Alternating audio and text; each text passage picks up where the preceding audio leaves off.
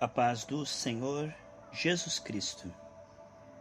Estou aqui em casa para gravar uma mensagem chamada O Grande Amor de Deus e a Expectativa do Homem Caído. Minha Bíblia está aberta aqui em Gênesis capítulo 3, versículo 8. Quando ouviram a voz do Senhor, Deus, que andava no jardim pela viração do dia, esconderam-se da presença do Senhor Deus, o homem e sua mulher, por entre as árvores do jardim. E chamou o Senhor Deus ao homem e lhe perguntou: onde estás? Ele respondeu: ouvi a tua voz no jardim, e porque estava nu tive medo e me escondi. O amor de Deus não cabe nos céus. Deus não se omite. Deus não aceitou o afastamento de Adão e Eva como algo definitivo e acabado. Mas ele vem até eles. Não é o homem que vai atrás de Deus, mas Deus vem atrás do homem caído. E faz promessas. No versículo 15 ele diz para a serpente que ela ferirá o calcanhar da descendência da mulher. Estava falando de Jesus, que viria de uma virgem. Sabemos que a descendência vem pelo homem, mas aqui é interessante que ele diz que ele é descendência de uma mulher. Porque Jesus nasceu de uma mulher sem o contato físico com o homem. A sua semente era pura. E diz que a serpente lhe feriria o calcanhar, mas ele feriria a cabeça. Deus ama tanto o homem e provou isto. O amor de Deus é tão grande que não conteve os céus. Os céus não puderam conter este amor. Deus olhou para a miséria humana, para a queda humana e se importou. Ele não teve um segundo plano. A Bíblia mostra claramente em Apocalipse 13:8 que Jesus é o Cordeiro de Deus que foi morto antes da fundação do mundo. Então Deus começa a obra, mas já tem o fim. Desde o início ele anuncia isso, como diz em Isaías. Deus sabia que o homem iria cair e já tinha preparado o Senhor Jesus Cristo para morrer pelos nossos pecados. O amor de Deus é tão verdadeiro que não pode se conter, se omitir, mas que se envolve, participa e resolve os efeitos da queda. O próprio Deus resolveu o problema da queda e do pecado, por amor, por misericórdia, porque o homem não merecia. Desde a queda o homem está como Adão aqui, com medo de Deus, imaginando o pior, pensando o pior. Nós vemos em 2 Coríntios capítulo 10, do versículo 2 ao 4, que o diabo colocou fortalezas e imaginações ruins. Veja como o homem caído se esconde de Deus e tem medo de Deus. Desse Deus amoroso que esperava arrependimento e confissão de pecados. O Senhor diz: arrependei-vos e convertei-vos, é isto. E mesmo o homem caído, Deus não se dá por vencido e faz promessas. Nós podemos ver que a nossa carne, pela frequência das trevas, de 2 Coríntios 4:4, que o Deus deste século, letra minúscula, Satanás está agindo neste mundo que jaz o maligno, colocando no homem medo de Deus, colocando no homem imaginações ruins, expectativas ruins. Ora, a fé é a expectativa. A fé é a certeza do que se espera. Ou seja, você tem uma expectativa. E essa expectativa, por causa da queda e a influência das trevas, faz com que o homem espere o pior de Deus, o desamparo de Deus, o abandono de Deus. O homem não espera que o amor de Deus venha para perdoá-lo, restaurá-lo, curá-lo, libertá-lo, prosperá-lo e santificá-lo. Isto só pode ser percebido no Espírito. Porque quem conhece a mente de Deus, senão o próprio Deus? E o Espírito Santo é aquele que transmite a mente de Deus para nós. A palavra de Deus diz em 1 Coríntios, capítulo 2, do versículo 10 ao 12, que o Espírito Santo é como intérprete, que ele vem para revelar aquilo que temos recebido gratuitamente de Deus em Cristo Jesus. Então Deus amou tanto o mundo, diz João 3,16, que ele enviou Jesus. Não pôde ficar contido no céu, teve que vir à terra. De tanto amor, ele desceu dos céus, do seu trono de glória, e nasceu numa manjedoura. E este amor de Jesus foi tão grande que morreu numa cruz, derramou todo o seu sangue e depois derramou o seu Espírito ali em Pentecostes, para nos ajudar a compreender o que é que ele fez ali naquela cruz. O Espírito Santo vem para nos comunicar as realidades, colocar em nós um novo querer, um novo efetuar, um novo ânimo, uma nova condição com a ajuda dele. O Espírito Santo, diz a Bíblia em Romanos capítulo 5:5, que é o amor de Deus derramado em nossos corações. Vemos que o amor de Deus, ele se envolve, ele quer participar, ele quer restaurar.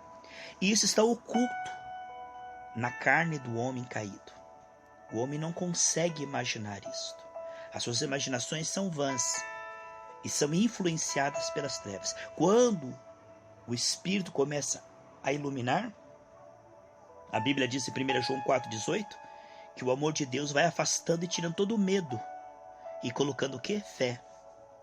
À medida que a pessoa vai conhecendo que Deus é amor, como diz em 1 João 4,8, ele vai vendo que Deus é confiável, que Deus é fiel, que Deus não desampara. Davi, por andar com o Senhor, sabia que Deus não o desampararia diante do Golias.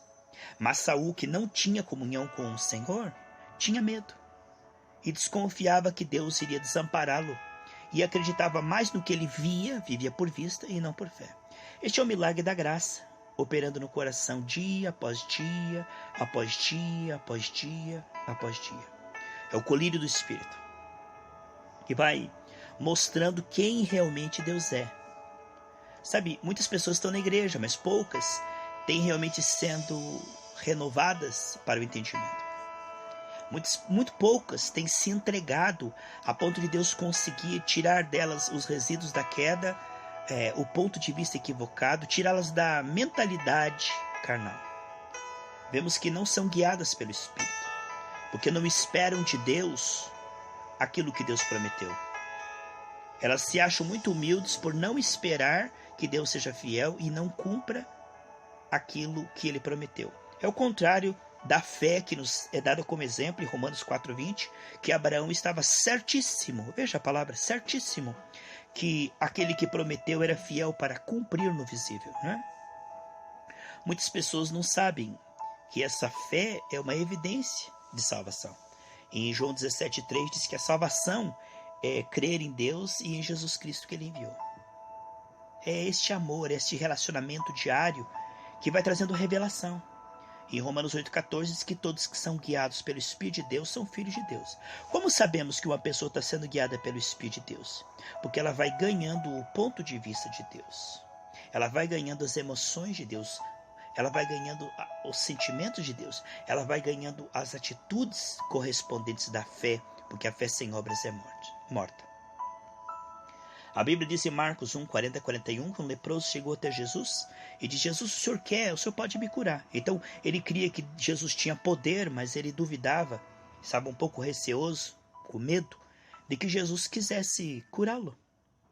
Mas o amor de Jesus se envolveu, se importou, não se omitiu, mas participou e curou. Isto, sabemos que toda escritura é divinamente inspirada e é útil para todo aquele que está lendo. Jesus não faz exceção de pessoas. Se ele quis curar e pôde curar aquela pessoa, essa escritura está aí para todo aquele que está enfermo ler e ver que Jesus é o mesmo ontem, hoje, eternamente. Nós vemos que Jesus dá uma resposta para todos os doentes do mundo inteiro neste versículo. Ele se envolve, ele se importa. Ele não se omite, mas ele vai ali e participa. Veja, este é o grande amor de Deus, que quando vê, se compadece, age e restaura. Este é o Deus, é o Shaddai, aquele que vê, que provê, que é o Todo-Poderoso. Vemos então em Mateus 15:32, que após Jesus pregar o Evangelho, ele diz: eu tenho compaixão dessa multidão. Sabe, as pessoas pensam que Jesus mudou. Ele não mudou. Ele é o mesmo. Ele continua tendo compaixão. Ele é amor ainda. Não é porque ele está no céu que ele não se importa com a miséria humana, com os efeitos da queda. Eles não têm compaixão dessa multidão.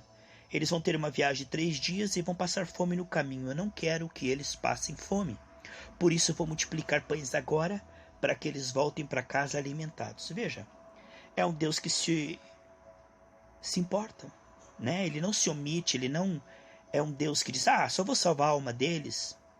E não tenho nada a ver com a falta de recursos, com a fome, com a falta de roupa. Não tem nada a ver com o fato de eles estarem doentes. Isso não está na minha prioridade, né?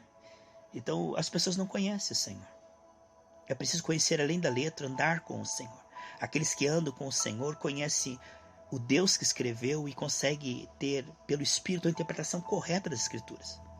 Porque muitas pessoas usam versículos fora do contexto para explicar que Jesus não cura mais, que já fechou o quênon das Escrituras. O que tem a ver uma coisa a ver com a outra? O que tem a ver o fato de ter a Bíblia já sido completa, que só por isso Jesus não precisa curar mais? Só por isso Jesus não está nem aí com Pedro que está endividado. Jesus se importou que Pedro estava endividado e disse, vai lá pescar e o dinheiro para tuas contas eu vou prover milagrosamente na boca do peixe. Quer dizer, esse é o Jesus da Bíblia, que se importa com a falta de dinheiro de Pedro, que se importa com a falta de pão deste povo, né? E quando liberta aquele gadareno que estava endemoniado, diz para colocar roupa nele, né? Ele estava ali bem vestido. Sabe, amados, como nós precisamos entender que a fé é a expectativa.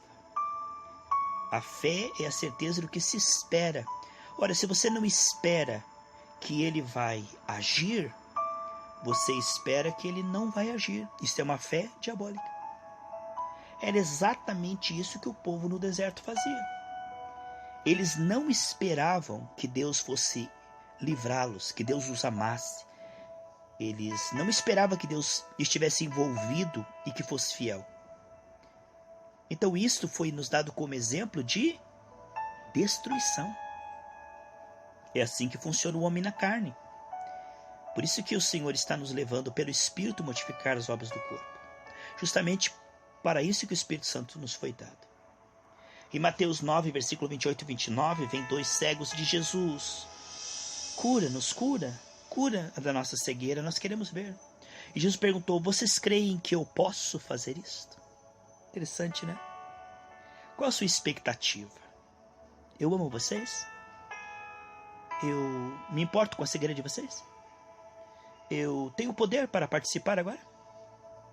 Como vocês me interpretam? Como é que vocês me veem no Espírito? Qual a imagem, qual a percepção que vocês têm de mim? Eles disseram, nós cremos que o Senhor pode. Então ele disse, então faça conforme vocês creem. Como é a tua fé? Qual é o Jesus que você acredita? O da Bíblia ou o outro? Qual evangelho você tem lido? Qual Bíblia? Qual o Espírito que te move?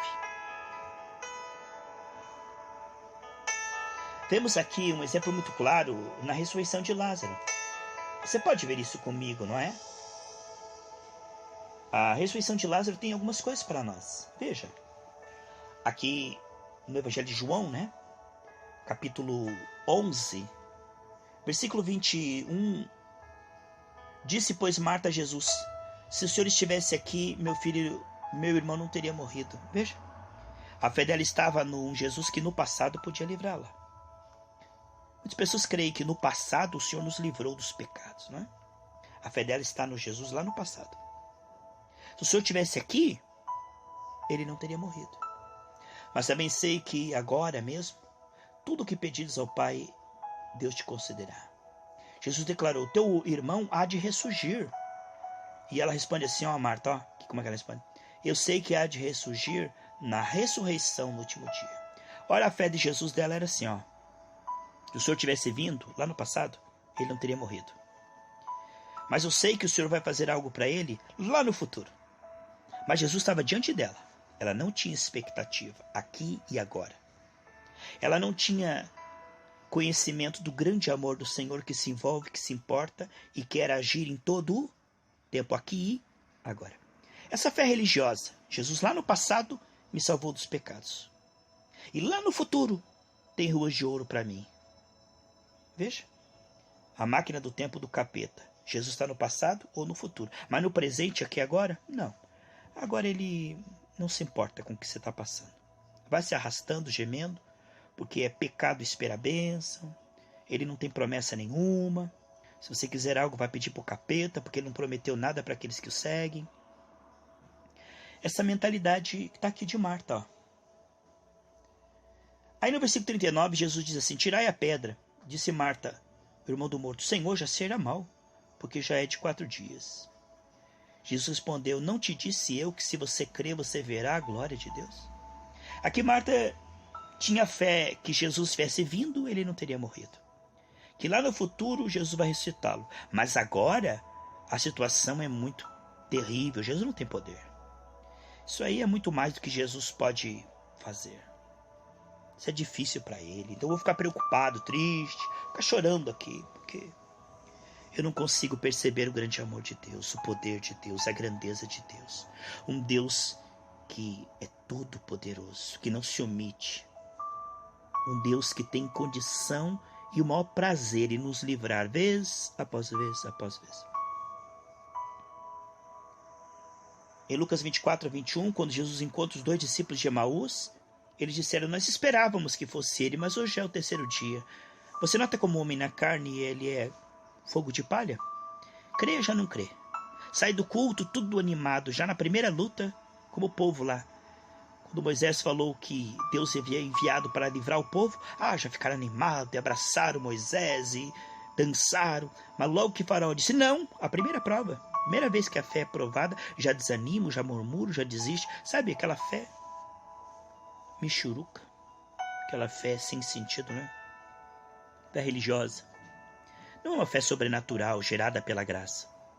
O que vemos é que o homem tem a tendência de desconfiar de Deus, de ter medo de que Deus o vá desamparar. Mesmo Deus tendo jurado e prometido lá em Hebreus 12, 1 Coríntios 6, 12, 17 e também 18. Mostra a perseverança, né? Mostra a perseverança, irmãos. Perdão que eu não tinha notado esse versículo, eu vou passar aqui para os irmãos. O versículo correto aqui, né?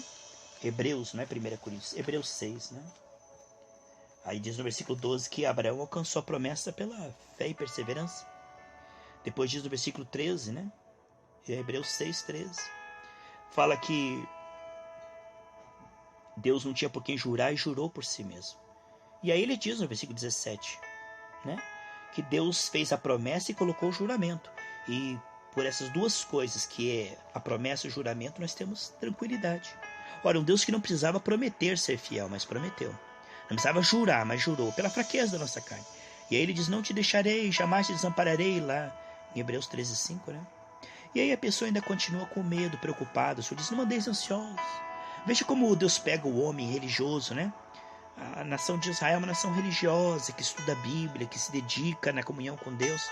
E aí Jesus chega a as ver cansados, exaustos. Eles não andam ansiosos pelo dia de amanhã, pelo que comer, mas buscai o reino de Deus, a justiça, né? Renove a sua mente, né? Ele pega o homem ali como estava em Adão, porque o homem desenvolveu muito, mas como foi no tempo de Noé, será na vinda do Filho do Homem. O homem na carne é assim, ele está nessa esfera do medo, da preocupação, duvidando do livramento de Deus, duvidando que Deus se importa, vivendo por vista e não por fé. É assim que o homem está, né? Preso. Não importa quão inteligente ele ainda está na frequência de escravidão, porque o homem foi feito um pouco menor que os anjos, diz o Salmo 8, né?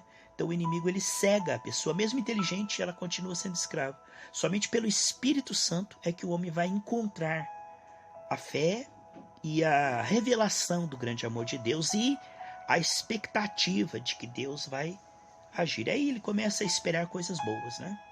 Um dos segredos da igreja primitiva, lá em Marcos 16:20, é que o Senhor disse que iria confirmar tudo o que eles fizessem em nome do Senhor, para a glória do Senhor, em comunhão com o Senhor. Então eles tinham essa expectativa de que Deus se moveria em cima dos efeitos da queda, que Deus se moveria em cima das orações deles, que Deus se moveria em favor deles, como prometeu. Eles estavam ali na expectativa constante do mover confirmador de Deus. E muitas vezes as pessoas não têm essa expectativa. O irmão ora, pode ser curado, mas não sabe muito bem se Deus vai curar ou não. Ora para a pessoa ter uma semana de vitória financeira na família, sobre os vícios, mas ele não tem essa expectativa de que Deus vai se mover e confirmar. Lá no Isaías 19, 22, diz que Deus se move às nossas orações, né? Ele envia anjos. Então o segredo da igreja primitiva é que eles esperavam, eles tinham expectativa. A fé é a certeza do que se espera. Eles tinham expectativa de que Deus se moveria como prometeu, né? Abraão tinha expectativa, certeza de que Deus se moveria e confirmaria o que falou. Mas podemos ver os efeitos da queda aqui em Êxodo.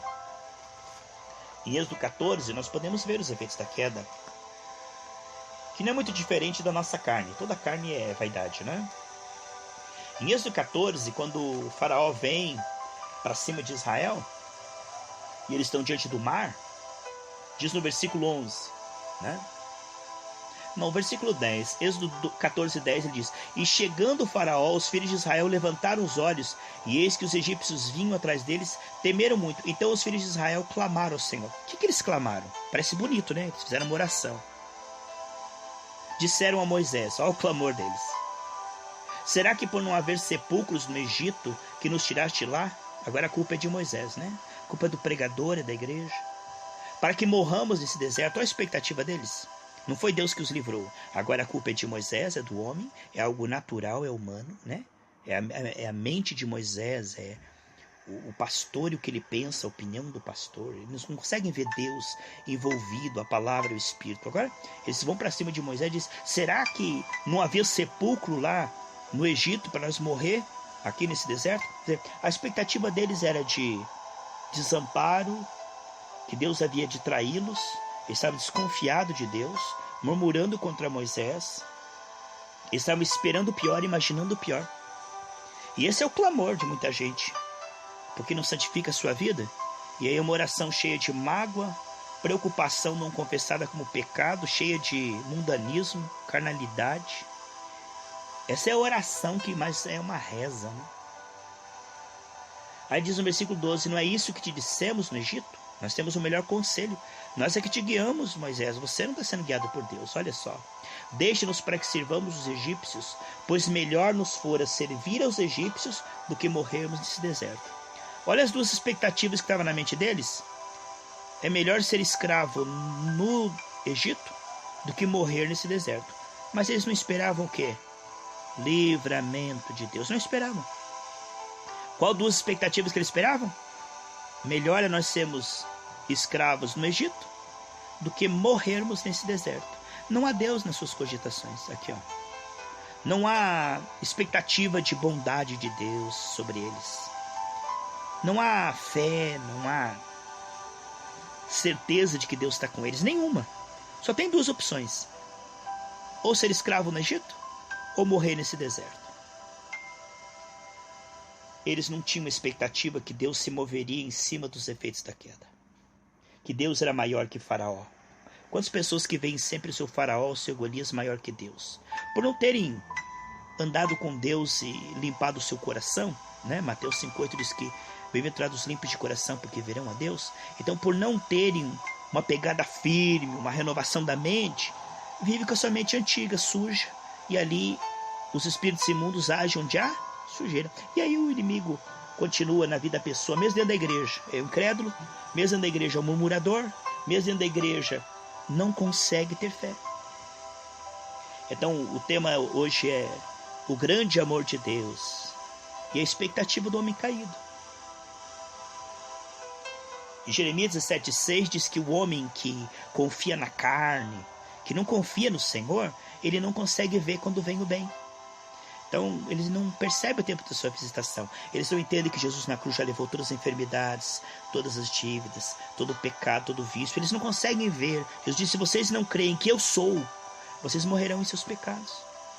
Então, o homem caído não consegue ver que o grande amor de Deus já resolveu tudo, né? Lá em Efésios 1,3, que Deus já nos abençoou com toda sorte de bênçãos nas regiões celestiais.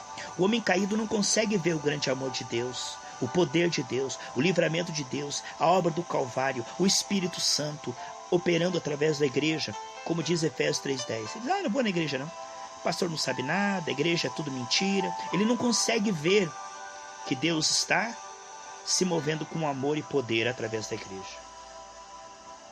Então, esses murmuradores não têm o intérprete. Em 1 Coríntios 2:12 diz que o Espírito Santo é o intérprete que vai tirar esse medo de Adão, esses resíduos, esses equívocos. Essa voz do capeta criou uma mentalidade cauterizada. Fizeram seus corações duros como diamantes. Em Jó 3:25 diz, o que eu esperava me aconteceu, o que eu receava, isso me sobreveio. Então o homem caído, ele sempre espera o pior, imagina o pior, isso é uma fé no diabo, né? A preocupação, o medo, é uma fé que o mal vai prevalecer, vai acontecer, que o mal vai derrotá-lo, vai derrubá-lo, vai permanecer. Então é uma fé colocada no capeta. Já a fé em Deus é fé em um Deus que nos amou, deu Jesus, deu Espírito Santo, deu promessas. É um Deus todo-poderoso, é um Deus presente, é um Deus que se envolve, é um Deus fiel, né? A fé é a certeza do que se espera. Então quem espera o pior vai receber o quê? Pior. No amor ao bênção, ela se afaste dele. Amor à maldição, então ela penetre nele. Quer dizer, aí está a mente do homem na carne e é morte. Mas a mente do homem voltada para Deus, esse é o milagre que Deus quer fazer no nosso coração, né? O salmista diz no Salmo 119, versículo 32 e 34, né? 36. Senhor, incline meu coração para ti, não para a vaidade, né? É maravilhoso ver esse inclinar do coração. Gradativo, né? A fé vai aumentando, vai purificando o coração, a mente, a fé vai brotando, as expectativas mudam, vai nascendo uma fé ousada, né? A Bíblia diz no Salmo 53:5 que os ímpios, eles sempre estão esperando o pior e têm medo aonde não há razão para ter medo, né? As pessoas estão assim, esperando o pior quando Jesus está no trono, não é Satanás? As pessoas não conseguem ver que Jesus já venceu tudo o que elas estão passando. Então elas, enfeitiçadas pelo inimigo, hipnotizadas pelo inimigo, elas estão com medo, aonde haveria motivo de júbilo, gratidão, adoração, consagração, profecia, né? Mas a pessoa está ali parada, ali, lastimando, quando na verdade o Senhor está pronto, preparado. É um Deus que ama, que se envolve, é um Deus que se interessa, que tem poder e que gera em nós essa fé, essa expectativa, se andarmos com Ele, pela graça, dia após dia, na palavra, na oração, na comunhão com os irmãos, no partir do pão. E Ele vai abrindo os nossos olhos, né? Para que nós entendamos as Escrituras. Ele faz arder em nosso coração. Essas fortalezas, elas ficam na mente do homem religioso, mesmo dentro da igreja, até que ele seja reto, sincero, e até que ele entenda que somente pela graça essas fortalezas, essas expectativas ruins saem. Somente pela graça. É somente pelo arrependimento que o sangue retira essa mentalidade. E é somente pela graça, pelo Espírito, que nós vamos ganhando a visão do Espírito, o ponto de vista do Espírito. Nós vamos ganhando a interpretação correta das Escrituras. Porque uma pessoa que está com o capeta, ela lê a Bíblia, mas ela não espera a cura. Ela lê a Bíblia, mas ela não imagina que Deus quer dar 100 vezes mais, como disse Marcos 10:30, mesmo com perseguições.